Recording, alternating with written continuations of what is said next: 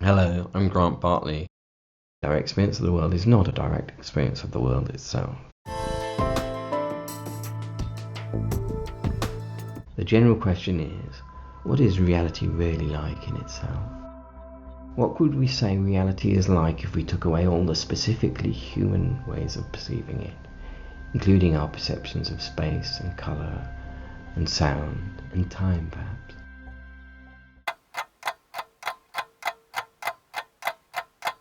What do we mean by this question? Imagine you couldn't see, hear or feel anything, and never have done. Imagine that the only senses you ever had giving you any information about the world surrounding you were your sense of smell and your sense of taste. What sort of idea of the world do you think you would have developed? Do you think that you'd conceive the world in basically the same terms you conceive it in now?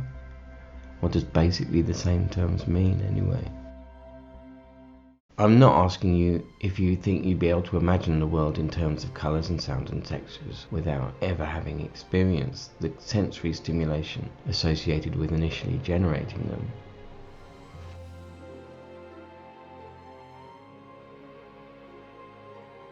People born blind or profoundly deaf have revealed that you would not be able to spontaneously imagine these types of missing sensory experiences. My question is, how do we come to think even the basic way we do about the world we live in? By which I mean, if you could not see, hear or feel, would you ever conceive the three spatial dimensions? Would you conceive that things are laid out or arranged in space at all? Before we can start to answer these questions, another important question we need to ask is, how do we come to experience the world?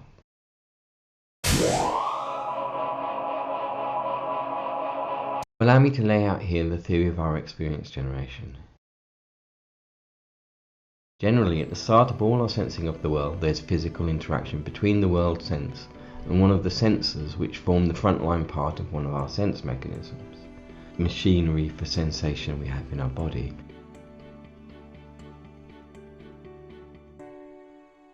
The initial stage in the process of hearing is vibrations of air against the eardrum, eventually causing tiny hairs to also vibrate the cochlea according to sound frequency. This then generates an electric pulse along the auditory nerve, which is processed by the auditory cortices, which are aptly beneath your ears. Another example is where head movement causes the liquid to slosh around inside the three so-called semicircular canals enclosed in each inner ear. This flow, similar to a movement of liquid in the spirit level, causes hinges in these canals to partially open and shut. From this activity, electric pulses are generated along nerves from which our brains derive our senses of balance and motion. Or, in contrast to any sensations catalyzed through such mechanical activities, the senses of smell and taste are instead initiated by chemical reactions in the nose or on the tongue, from chemicals impacting there. The common factor is, every mechanism through which you come to sense the world includes a set of cells through which the initial registration of activity by a sense receptor leads to the creation of an electric pulse, which is then shot up along a nerve to join a metropolis of nervous cellular activity in the brain.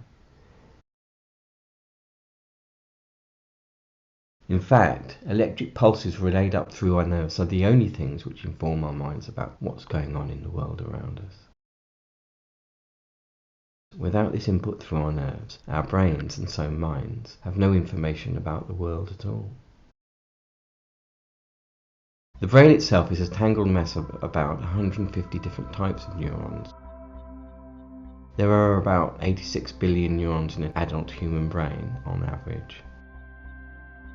The specific types of neurons present and their larger scale arrangement differ throughout the brain, giving rise to distinct brain structures. Different areas and structures with different aspects of mental ability or function. Other non-neuronal cells in the brain, called glial cells, help keep the brain glued together and healthy. There are other cells too. Now, apologies to those who already know this, but allow me to give a brief description of the nature of the brain's activity for those who don't. Neuronal firing is digital, that is, its firing either happens or it doesn't.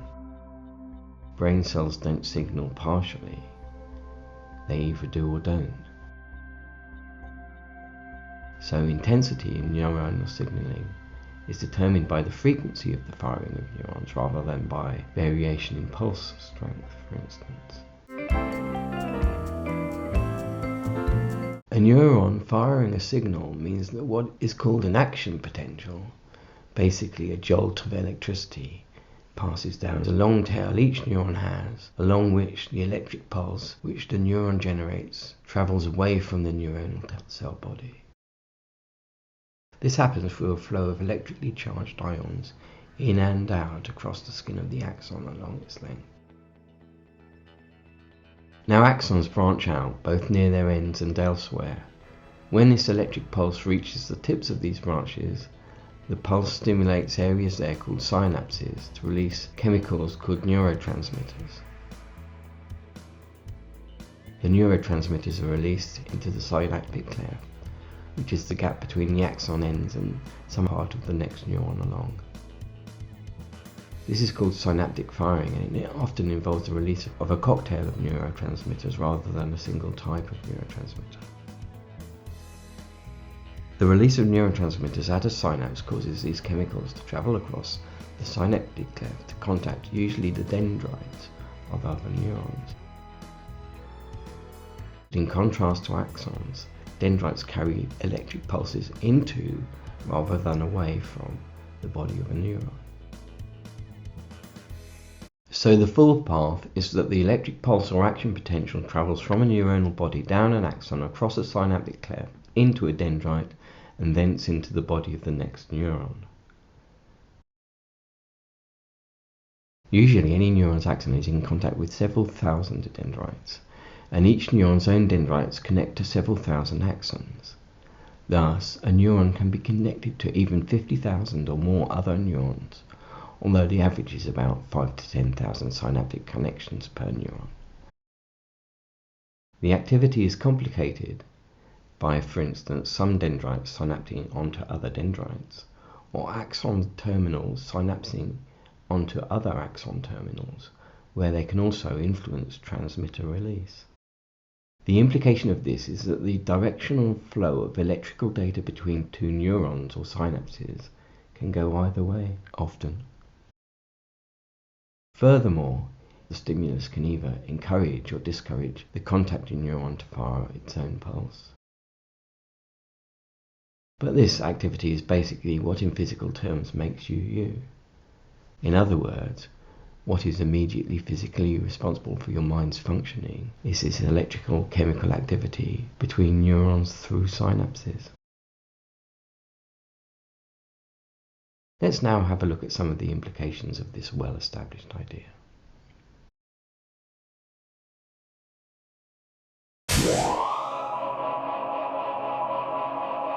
To summarize, the basic pattern goes like this.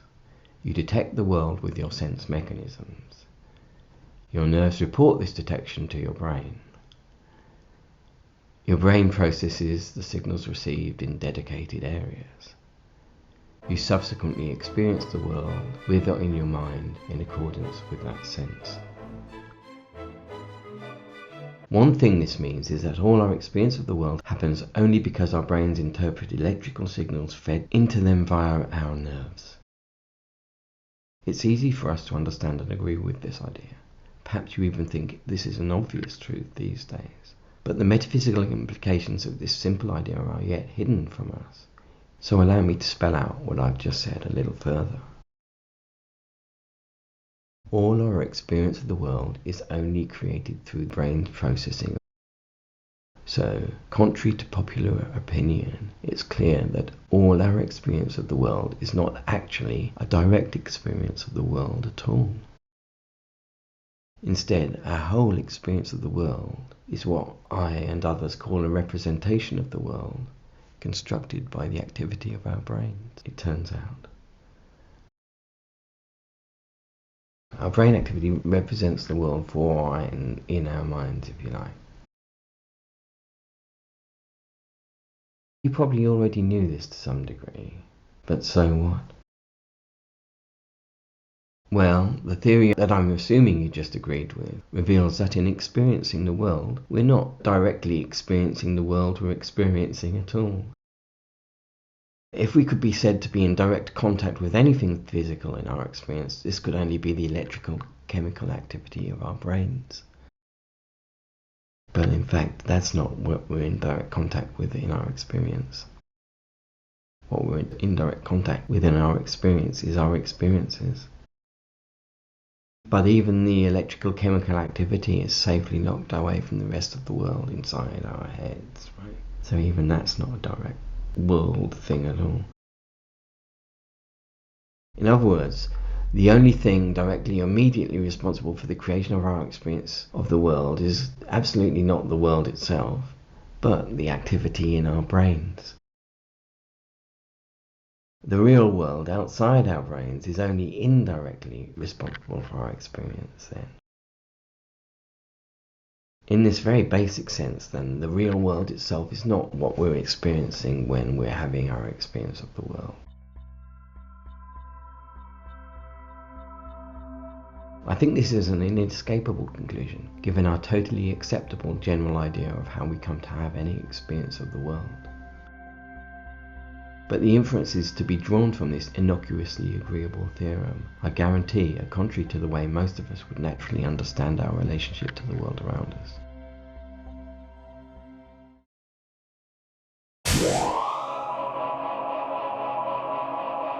So the central idea is that all of our awareness, thought and experience, including all our experience of the world around us, comes into being only because of electrical chemical activity going on entirely inside our brains. But this means quite a lot, actually.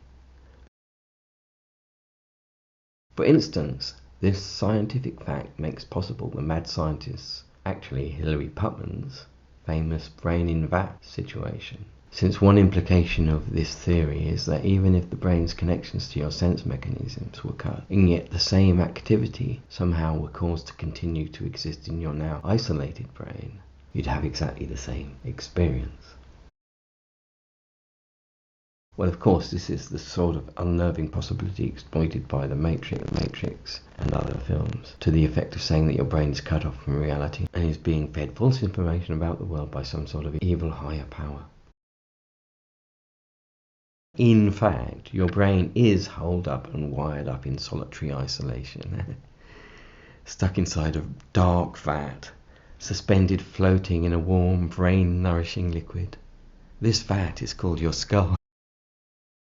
And you can do a very simple experiment to prove that without reference to any information coming in from your senses, your brain is quite capable just of its own of sustaining a very persuasive experience of reality.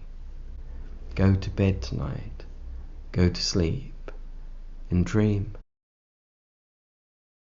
Dreams may be bizarre in type or sequence of events narrated in them, but in terms of the quality of the experience itself, dreams can be often unsettlingly real. It's not too uncommon for a confused soul to wander through their abrupt and mottled dreamscape, fooled into thinking that the synthetic world they're experiencing is the real world, totally unaware that they're dreaming. They're unaware that their resourceful brain is making the whole world up. René Descartes indeed claimed that there is nothing in or about dreams while I'm dreaming them that lets me know that they're not reality. In fact, contrary to M. Descartes, like many of you, I once had a dream during which I became aware that I was dreaming. This recognition shocked me into waking up and getting on with my life. However, as the events of my day continued, these also seemed inexplicably randomly connected. I eventually became aware that I was still dreaming, and that I had only dreamt that I had woken up. Naturally, this was a shock to me, so then I woke up from that dream. Or did I? The relevant point here is that despite the often incoherent flow of events, The quality of the experience itself in a dream can be as near to a normal experience of reality as is indiscernible. So in terms just of the quality of the experience itself, often we can't tell the difference between dream and reality. But this fact shouldn't surprise us at all now. We know it's the same brain responsible for our dreaming experiences which also constructs, or at least enables or channels, all our waking experiences too. I think the difference is that in normal waking experience we have the stability of causation in the everyday world to stabilize our ongoing experience.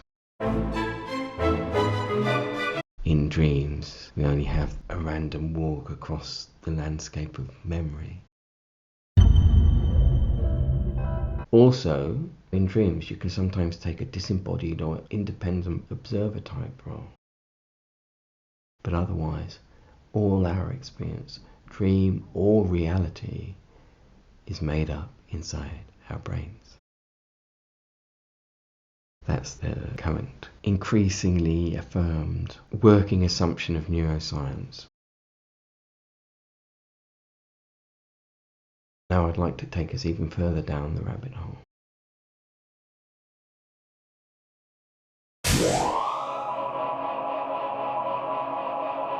What are often called qualia by academic philosophers, or qualia, but which I prefer to call by the everyday term sensations, are, unsurprisingly, those qualities of our experience originally derived from the operation of the senses.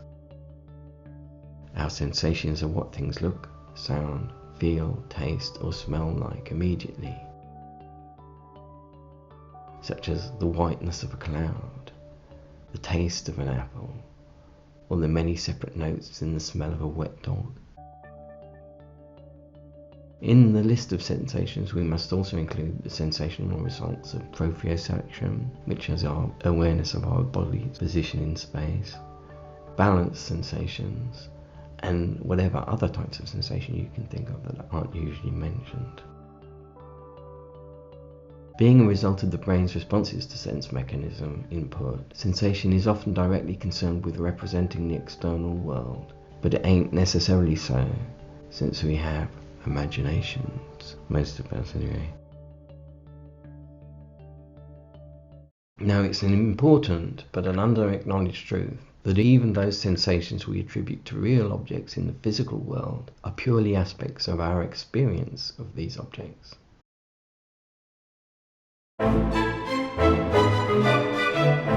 Let me emphasize this by saying that all qualities of experience are qualities of experience and not of the world independent of that experience.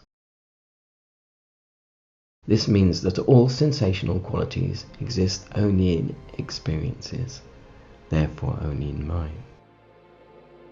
Thus, visual qualities such as colours exist only in the mind's eye of the beholder, and so on for sounds, smells, tastes, feels, any sensation you like. All the sensations that you or anybody else has of the world or imagines exists only in your and their minds, and not in the physical world. I hope it's obvious that by saying that sensations exist only in the minds having them, I don't mean that the original physical stimuli for the sensations exist only in the minds having them. For instance, the sensation of music, is not the real external physical sound waves that bring music to your ears. That's not the sensation, that's the stimulus. And it's important to distinguish these types of thing. Colours as experienced are features only of the experience, but the electromagnetic waves that are the original stimulus of our having a particular experience of a colour are features of the external world. However, the electromagnetic waves are not themselves coloured. Rather, via our retinas, these waves of electromagnetic radiation stimulate our brains to create the experience of colour for our minds. I do have a video on that, by the way.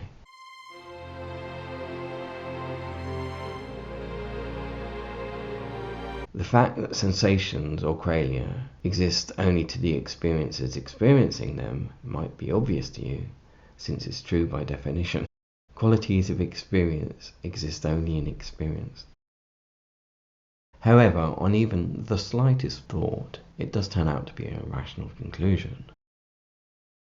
After all, in what way could it make sense to talk about a quality of experience existing without it being experienced? How could a colour, for example, exist without being seen or imagined by a mind? But this obvious fact might seem increasingly less intuitive as we unfold what it actually means. It means that grass isn't actually green unless somebody's looking at it, that sugar isn't sweet unless somebody is tasting it, and that sandpaper isn't rough unless somebody is feeling it, and so on for any and all the sensations we attribute to anything that we sense. To repeat, I don't mean say that the original physical stimulus of the experiences don't exist independently, such as the electromagnetic waves of approximately 540 nanometer wavelength that grass reflects when it reflects the sun's rays. But I do mean that independent of experience, there are only the electromagnetic waves, and that these waves are not coloured in themselves, as we might say. As we might better say, they have the potential to induce the experience of the colour green in grass in experiencing minds under the right conditions, namely the conditions that we normally see grass in. When people see a blue sky, they may automatically believe that the sky looks blue even when no one's looking at it. But if no one or nothing's looking at it, it doesn't look anything at all, right? How could the sky look anything when no one's looking at it? Who or what would it look blue to? If you doubt that the sky isn't blue in itself, ask yourself, what colour is the sky at night?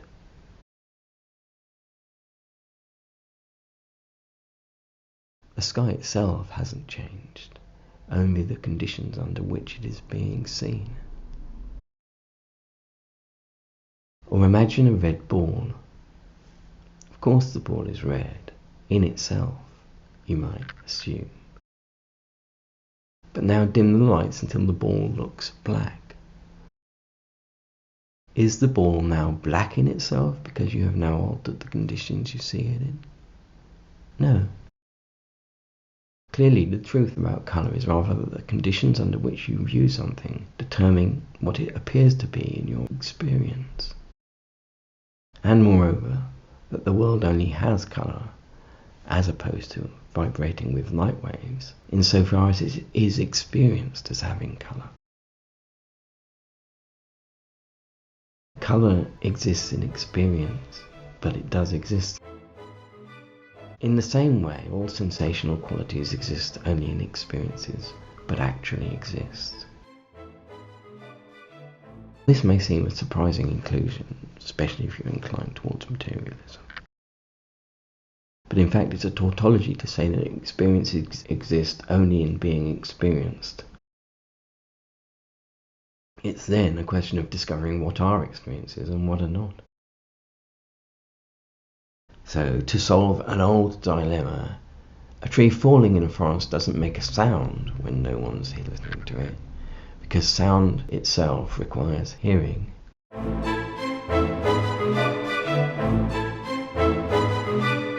We should rather say that the tree creates physical vibrations that are potentially experienceable as sound, were a listener to hear them, which they're not. I'm sure most people do usually believe that colour itself does exist outside of experiences of colour, in the physical world itself, and similarly for all or at least most sensations. The sound really exists when nobody's around. But it is as true that colours only exist in minds as it is that emotions exist only in minds, rather than in those things or people that the emotions are about, such as the car that won't start on a cold morning.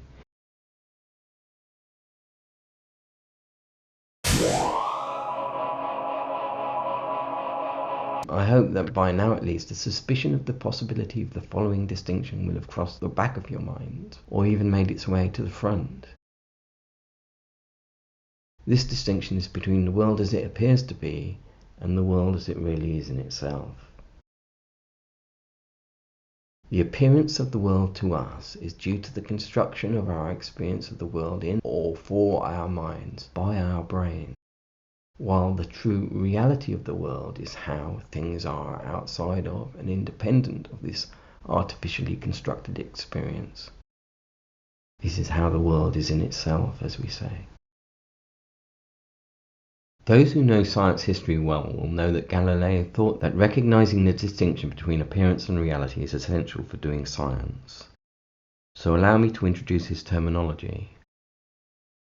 The sensational qualities, the colours, sounds, smells, tastes, feels, and the others, we attribute to objects due to our experience of them, are what Galileo, John Locke, and other cognoscenti call the secondary qualities of objects.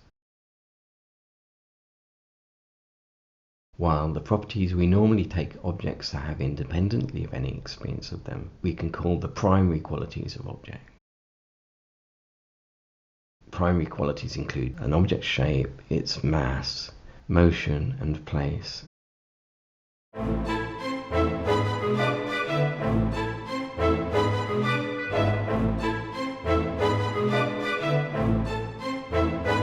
However, we only know objects through our sensations. So even our understanding of the properties we believe objects have, independent of our perception of them, are derived from our perceptions. Another line of jargon I like to use in talking of the reality-appearance distinction is that your internal world is the contents of your mind, while the external world is the world outside your mind.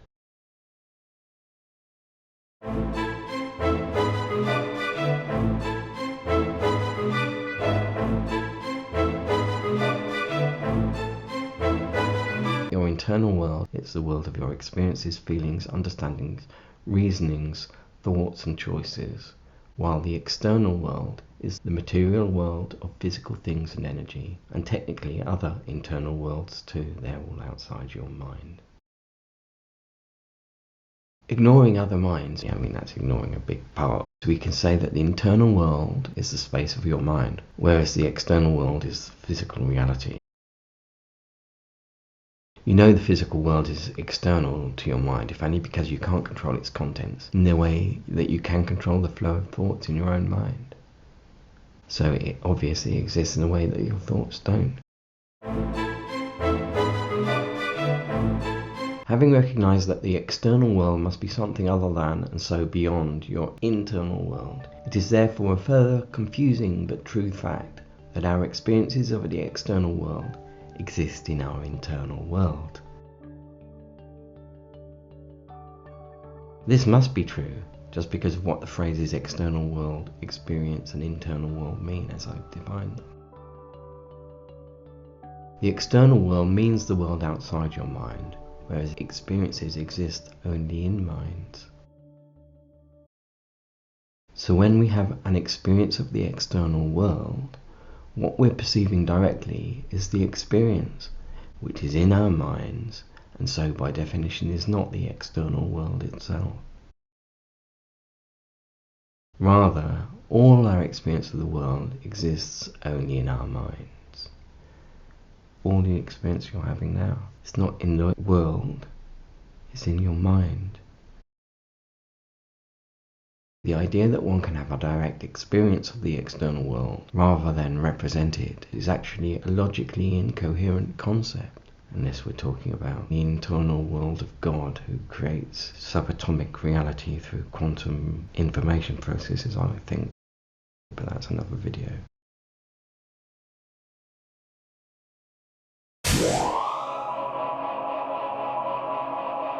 I think it was Immanuel Kant who first said that it's a scandal of philosophy that there's no such thing as a proof of the external world. After all, you could be under an elaborate illusion as to the nature or even the existence of the external world, as both René Descartes and the Buddha reasoned. We could add that, of course, we realize that these contents of our experience often seem to belong to a world independent of and external to our minds. The question is how we can go beyond the seeming. I think the reputation of philosophy need not be in suspense over this question, at least. Instead, to demonstrate the existence of a world external to your mind is a matter of understanding the meanings of the terms used to describe the problem, and some of the main implications of those meanings.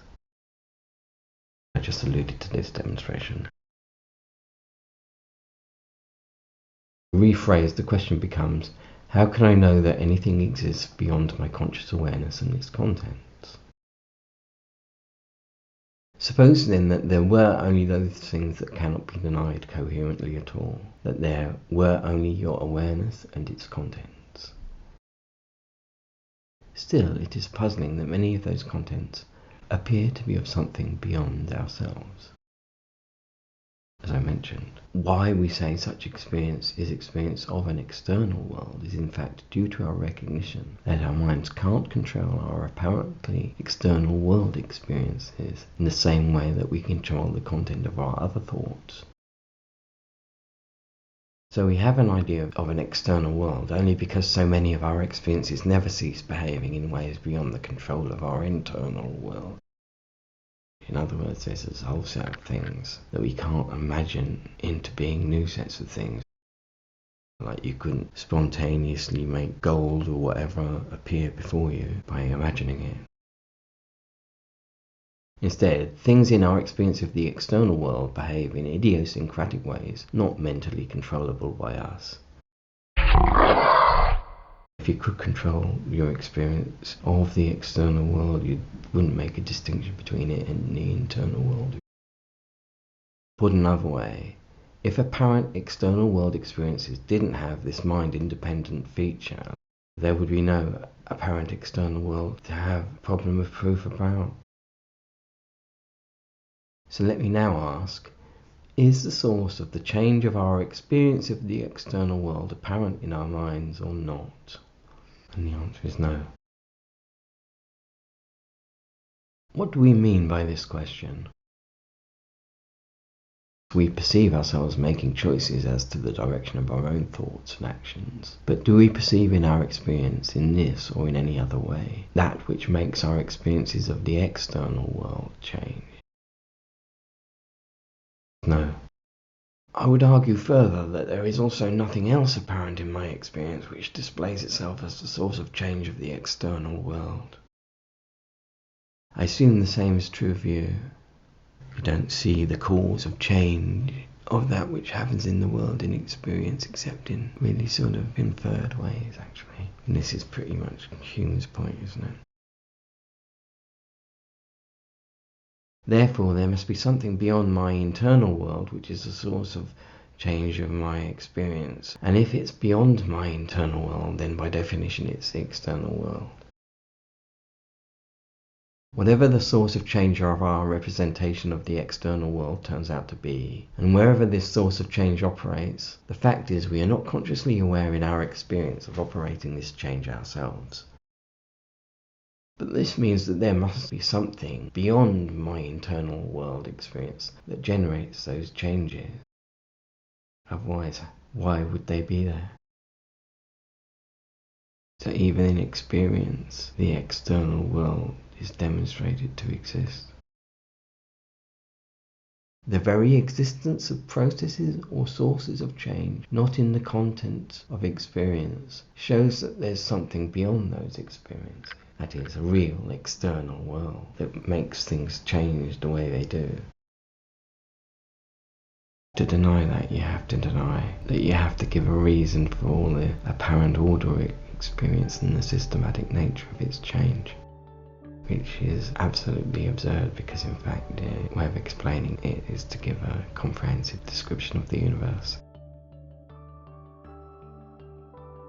So because the world changes and we don't see the source of change in our internal experience, therefore a real external world exists, whatever it may be. We're going at least into a quantum mechanical, subatomic description of it, plus mind. To simplify the argument even further, if the source of the systematic changes of our experience is not fully shown in our experience, then the source of systematic change of our experience must exist outside, in an external world. So the external world must exist. So much for solipsism then, eh? I should add that this argument does not claim to show the veracity of our particular way of experiencing the world, only that there is an external world.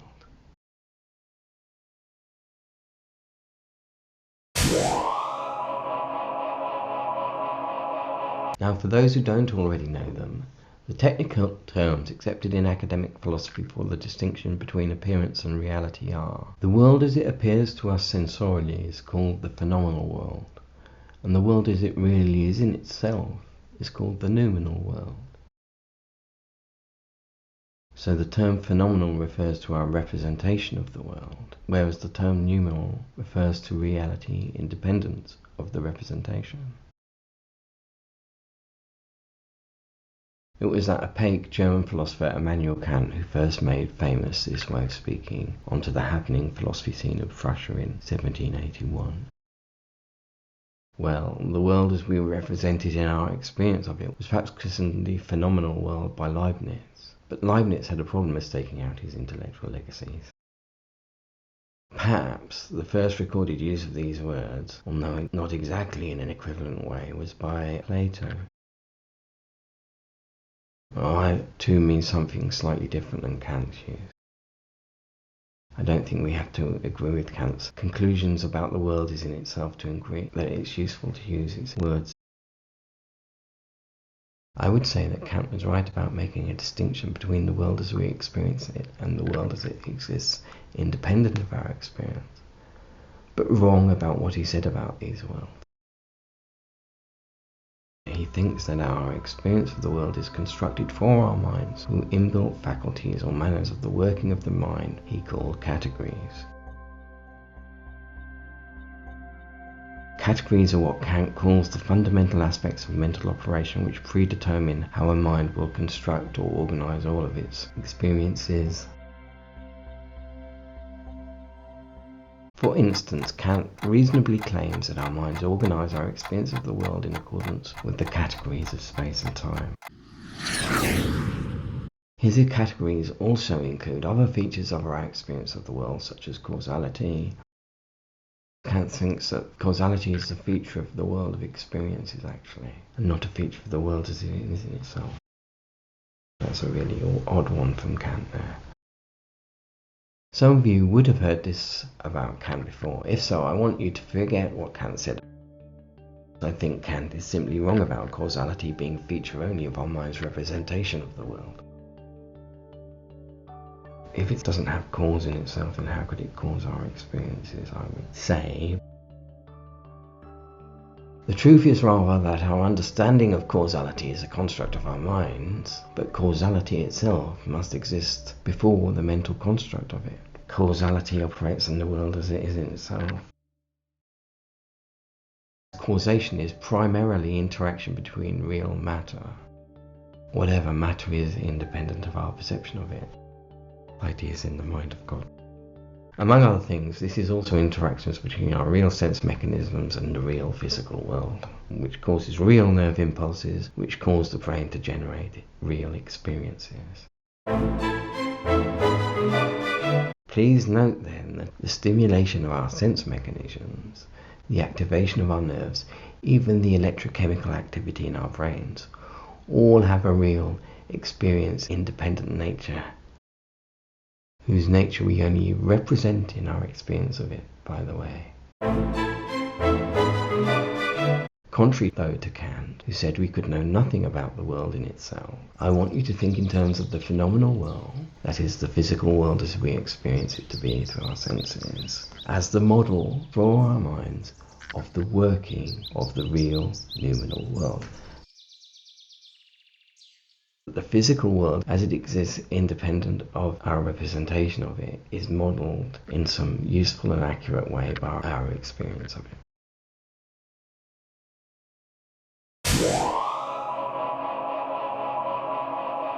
The fact is, a mere representation of the world is all you'll ever experience or know of the world. You won't even get close to experiencing the world as it is in itself.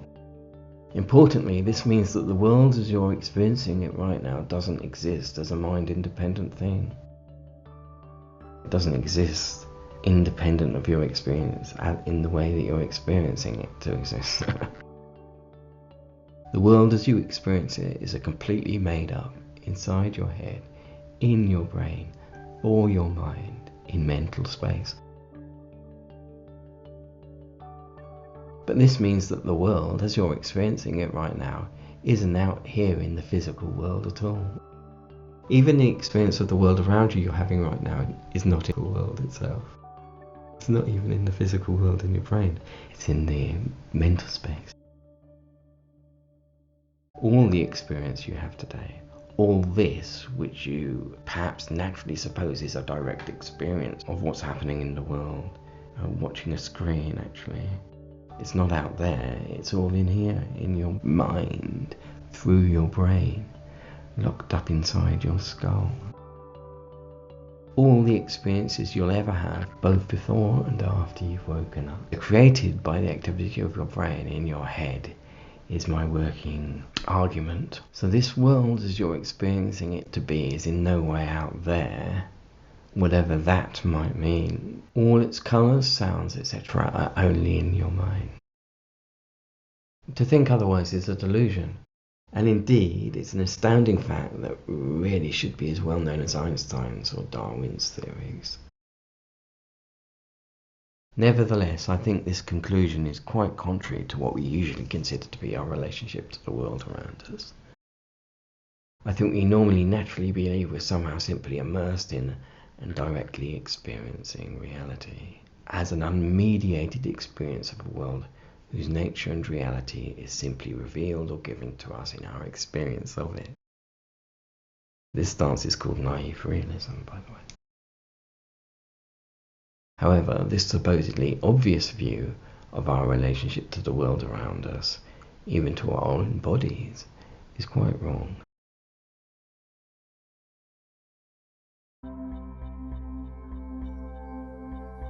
What we experience, which we think is clearly the world around us, is in fact our mind's representation of the world, which we incoherently consider to be an unmediated by experience of the world beyond experience.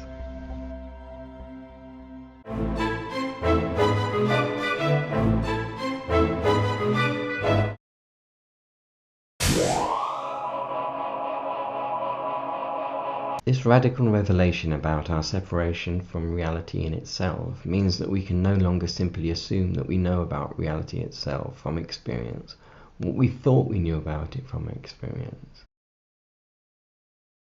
So the last idea I want us to briefly ponder is, to what extent can we plausibly say the nature of reality itself is given in its appearance to us?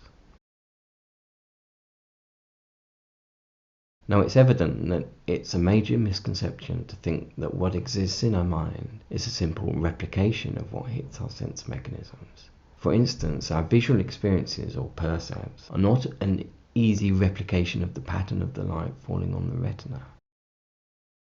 It's upside down for a start. Indeed, the brain does not process visual information in accordance with how an image might be thought to either appear in the eye or in the mind. Instead, everything we see is the result of retinal information being processed in several distinct brain areas. Thus, the central nervous system splits incoming visual information up into types and deals with each type of information differently before it's all processed together again so that we can get an integrated conscious experience of seeing images. But in fact, we don't need this complex argument. All we need to do is to acknowledge that experiences are in minds, not out in the world, and sensations do not exist apart from being experienced. The implication is that when you look at a red ball, you don't see the ball as it exists independent of the human way of experiencing things. You see a particularly human representation of the ball in the particularly human terms of vision. For instance, as red, and as inhabiting space in a particular way that's apprehended through visual experience. The general question is, what could we say reality is like if we took away all the specifically human ways of perceiving it, including our perceptions of space and colour and sound and time, perhaps?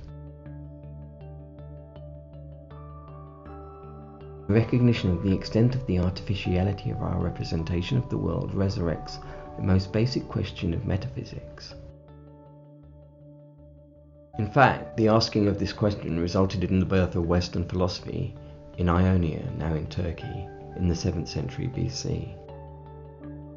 This question has proved so difficult to even ask that typically only philosophers have realized that there's even a question here, and it's so difficult to answer that it's demonstrated itself to be intellectually both Gordian knot-like and Grail-esque. What is reality really like in itself? And one main question this question itself begets is, what is the relationship between the world as we perceive it to be and the world as it really is beyond our perception of it?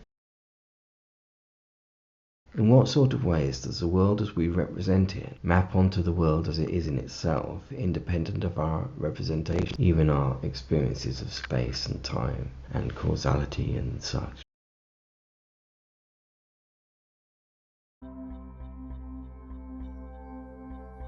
And the start of the answer here is, the way our best scientific models will say the world is connected together will be how the world in itself really is connected together. However, that doesn't mean it will reveal what it's like to be those things that are connected